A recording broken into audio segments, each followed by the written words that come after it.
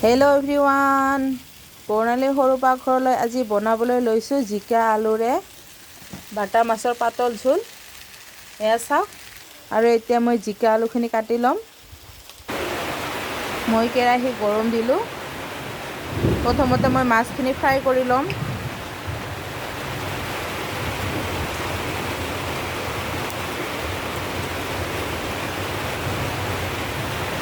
মোৰ তেলখিনি গৰম হৈ গৈছে। এতিয়া মই মাছকেইটা ভাজি ল'ম।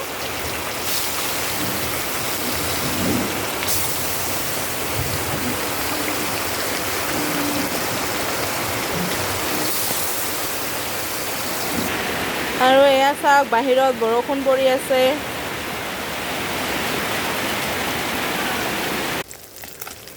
আৰু মোৰ মাছখিনি ভজা হৈ গৈছে। মই এতিয়া নমাই ল'ম।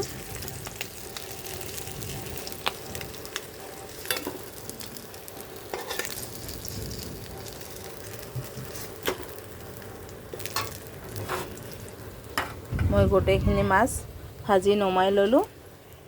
এতিয়া মাছ ভজা তেলখিনিতে মই আৰু অলপ তেল দি দিছোঁ।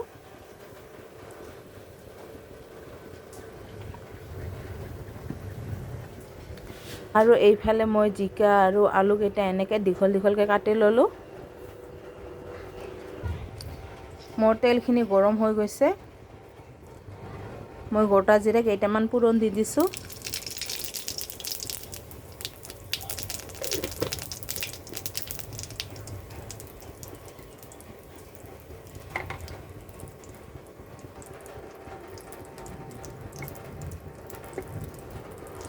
মই এটা পিঁয়াজ এনেকৈ সৰু সৰুকৈ কাটি লৈছোঁ।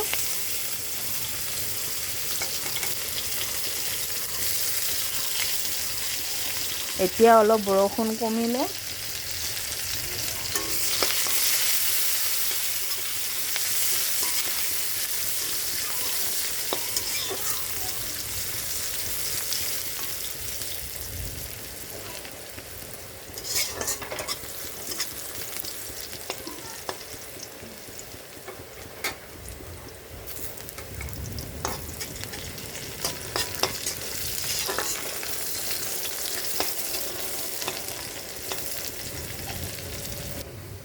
মোৰ পিঁয়াজখিনি ভাজা হৈ গৈছে। এতিয়া মই দিছোঁ জিকা আৰু আলুখিনি।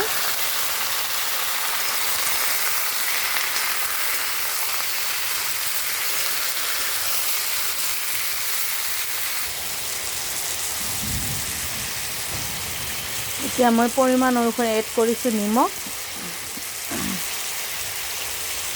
মই 2 চামুচ এড কৰিছোঁ।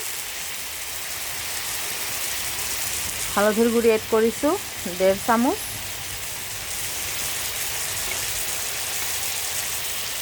মই 4টা কেঁচা জলকীয়া দুফাল কৰি দিছোঁ।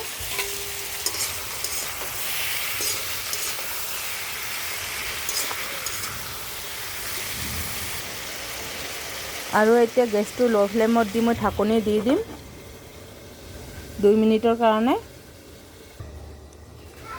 আৰু মই জিকা আলুখিনি যিহেতু পাতল ঝোল খাম, সেইকাৰণে মই আদা, পিঁয়াজ, জিৰা আৰু এইখিনি কেঁচা জলকীয়া পকা কেঁচাই মই শিলনোড়াত বাটি লৈছোঁ গোটেইখিনি। আৰু 2 মিনিট পিছত মই ঢাকনিখন তুলি লৈছোঁ। আৰু মই ঢাকনিখন তুলি লৈ এতিয়া মছলাখিনি এড কৰিম।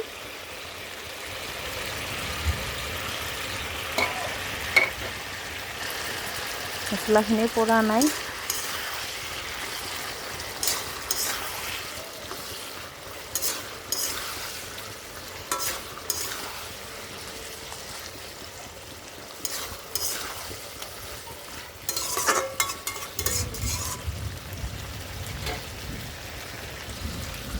আৰু মই এতিয়া আকৌ ঢাকনিখন দি দিম। আৰু 1 মিনিট পিছত মই আকৌ ঢাকনিখন তুলি লৈছোঁ। আৰু এতিয়া ল' ফ্লেমত মই চব্জিখিনি ভালকৈ ভাজি ল'ম। আৰু মোৰ এইখিনি সিজি গৈছে। এয়া চাওক, আলুখিনি সিজিছে।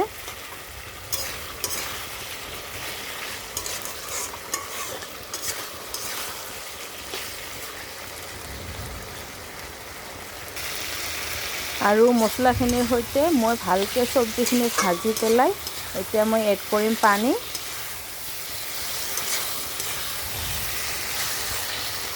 চাওক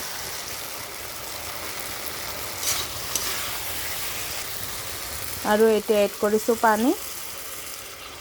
মই পানীখিনি অলপ বেছিকৈ দিছোঁ যিহেতু মই পাতলকৈ ঝোল বনাম।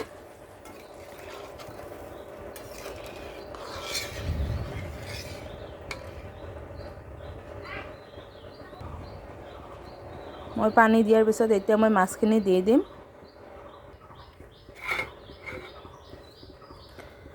এতিয়া মই মাছকেইটা দিছোঁ।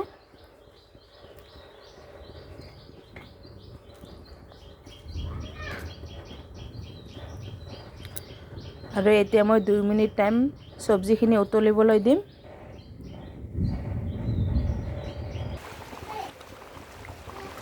আৰু মোৰ চব্জিখিনি উতলিছে আৰু 2 মিনিট উতলাৰ পিছত মই গেছটো বন্ধ কৰি দিছোঁ। হৈ গ'ল মোৰ ঝিঙা আলুৰে সৈতে মাছৰ পাতল ঝোল। চাওক আৰু মই কেৰাহীৰ পৰা নমাই ল'লোঁ। চাওক। তো আজি ইমানখিনিয়ে আছিল মোৰ ভিডিঅ'। আৰু আজি মোৰ ভিডিঅ'টো ভাল লাগিলে আপোনালোকে লাইক কৰিব, কমেণ্ট কৰিব আৰু প্লিজ ছাবস্ক্ৰাইব কৰিবলৈ নাপাহৰিব। ধন্যবাদ।